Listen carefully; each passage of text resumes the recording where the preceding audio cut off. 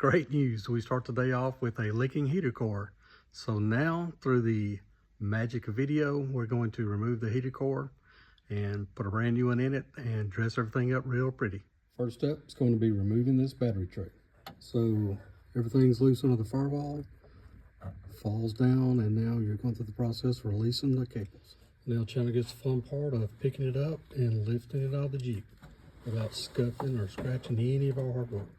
Once the screws are removed from the heater core, pull it apart and take out the old heater core, put the new one in.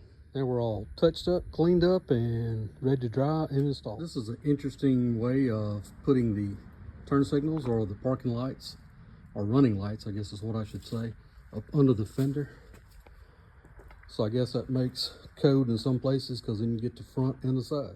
Of course, no job is complete until you get the wiring loom covering all your wires. Well, in typical fashion, the wiring harness for the speedometer did not work, so they came in a kit.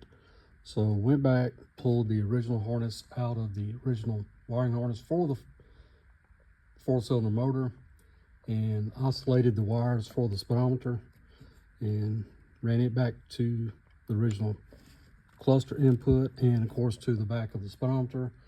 And we're just going to see how this works out.